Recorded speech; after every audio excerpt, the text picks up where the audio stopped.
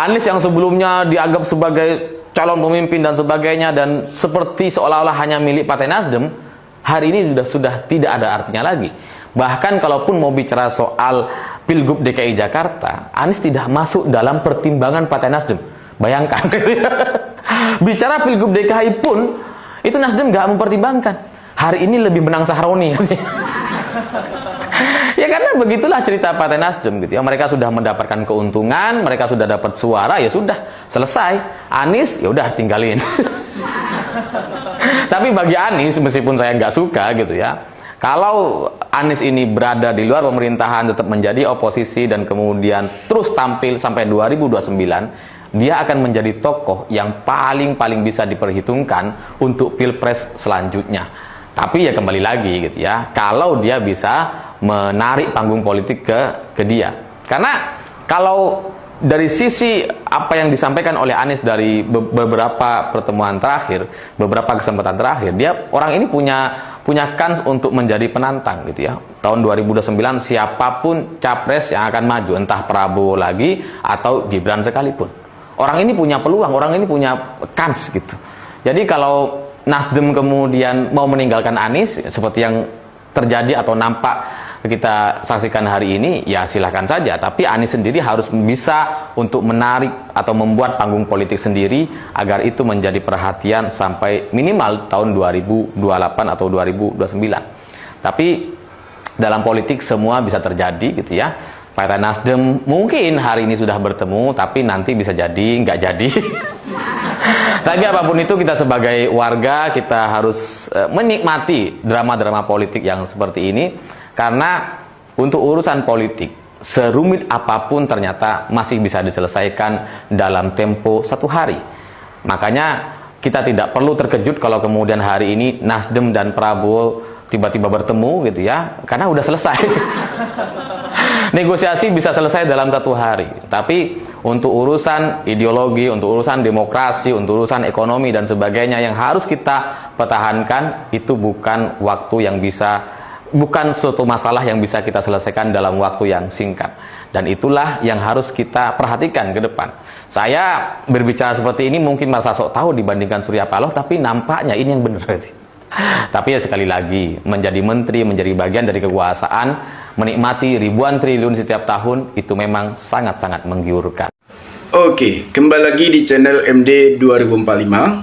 Salam inspirasi, salam NKRI, harga mati. Teman-teman mungkin sudah mendengarkan sedikit penyampaian atau edukasi dari saudara kita, Ali Puraman, tentang Prabowo dan Surya Paloh. Dan isu-isu memang Surya Paloh dan Prabowo Subianto bertemu. Apakah mereka akan bergabung dalam pemerintahan Prabowo ketika nanti Pak Prabowo dilantik menjadi Presiden Republik Indonesia pada bulan November nanti? Kalau kita lihat memang situasi politik saat ini memang sangat jauh berbeda di 2014-2019 dalam pilpres sebelumnya.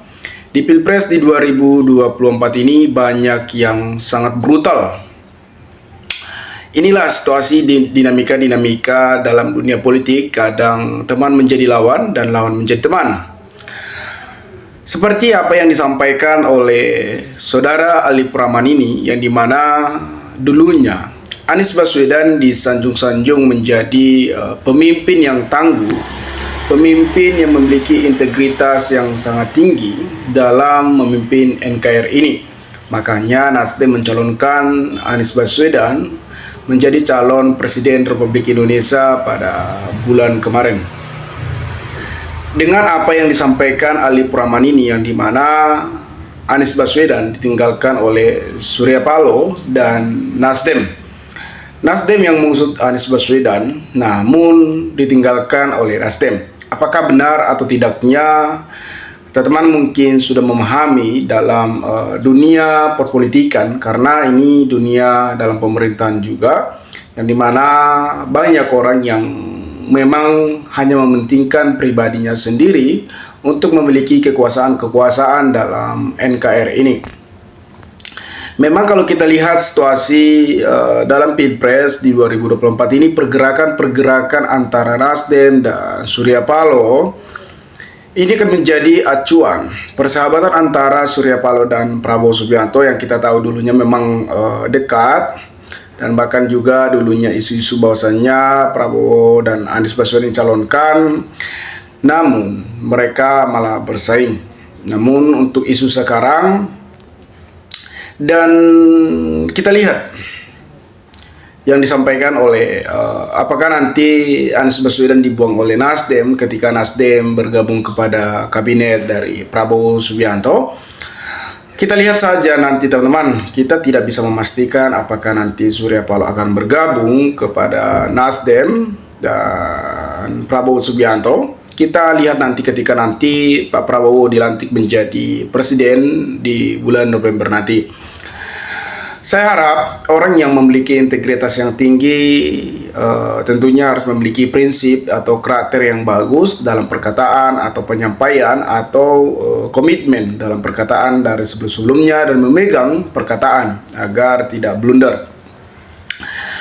Teman-teman, dalam hasil pemilu kemenangan Prabowo Gibran banyak menggugat dan banyak juga menuduh atas kecurangan-kecurangan yang terjadi saat ini.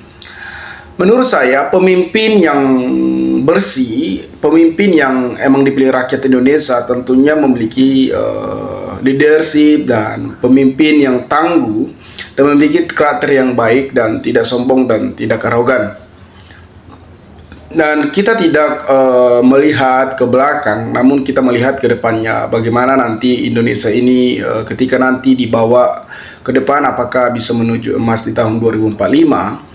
Apakah bisa membangun bangsa dan negara sebesar ini dan meluangkan atau membuka lowongan kerja seperti masyarakat-masyarakat atau anak-anak muda yang tamat sarjana yang belum bekerja dalam kesusahan untuk melakukan pekerjaan, itu yang kita tunggu, yang kita harapkan ketika nanti pengganti Pak Jokowi di tahun 2024 sampai 2029. Memang kalau kita lihat kepemimpinan Pak Jokowi, kalau kita berbicara pemimpin Pak Jokowi, memang kita acuh jempol karena beliau sangat memikirkan rakyat dan sangat mementingkan rakyat, mementingkan anak-anak muda, apalagi tinggal di pelosok. Namun dalam situasi saat ini memang Pak Jokowi banyak menuai kritikan karena sikap dan cawe-cawe Pak Jokowi memang sangat terbukti dan sangat diketahui oleh publik dan diketahui oleh berbagai masyarakat di media sosial, karena Pak Jokowi mementingkan anaknya dan Prabowo dalam Pilpres di 2024. Tentunya kita sudah memilih pemimpin yang menurut kita benar dan menurut kita memang layak menjadi pemimpin di NKRI ini. Mungkin teman-teman sudah mengetahui dan sudah sudah melihat untuk kedepannya apakah ini bisa memimpin Republik Indonesia ini. Teman-teman sudah mengetahui dan sudah memahami situasi pemilu di 2024 memang sangat banyak melakukan kecurangan-kecurangan. Nah, saat ini juga Anies Baswedan sedang melakukan hak angket dan penolakan kemenangan Prabowo Gibran, karena awalnya memang Gibran sudah melanggar konstitusi dan sudah melanggar kode etik. Jadi tentunya asumsi masyarakat mau kalah atau menang, mereka akan dicap sebagai melakukan kecurangan dalam Pilpres. Ya, wajar saja karena masyarakat akan berbeda pikiran, berbeda pandangan setiap dunia politik. Karena sejak awal sudah diketahui bahwasannya Gibran dan Prabowo yang dicap sebagai pelanggar HAM, yang dimana pada tahun 1998 soal penculikan aktivis yang sampai sekarang belum bisa diklarifikasi oleh Pak Prabowo Subianto. Sedangkan Gibran yang tidak cukup usia bisa lolos untuk Pilpres yang diberikan karpet merah, itu terbukti karena Anwar Usman sebagai ketua MK dulunya dan diberhentikan memang sangat-sangat terbukti. Di situ juga kepercayaan masyarakat terhadap MK makin berkurang, makin tidak percaya. Memang yang kita harapkan MK itu adalah sebagai wasit dalam Pilpres, bukan sebagai pemain. Bahkan keputusan KPU juga banyak masyarakat tidak terima dalam kemenangan Prabowo Gibran. Sebenarnya sah-sah saja ketika Pak Prabowo Gibran menang, tetapi ya sesuai dengan prosedur, sesuai dengan pilihan rakyat. Memang dalam perhitungan cepat dari kemarin, memang Prabowo Gibran mencapai 95 juta kalau tidak salah, memang cukup sangat besar dibandingkan dengan Anies dan Ganjar Pranowo. Ya, teman-teman, setiap kita memilih pemimpin, ya kita percaya memang dia bisa memimpin sebesar negara Republik Indonesia ini. Mungkin cukup sekian video ini dan teman-teman sudah memahami juga apa yang disampaikan oleh ahli peramal tersebut. Maka berikanlah tanggapan teman-teman di kolom komentar agar kita bisa saling tukar pikiran satu antara lain. Salam inspirasi, salam NKRI, MD 2045 melaporkan.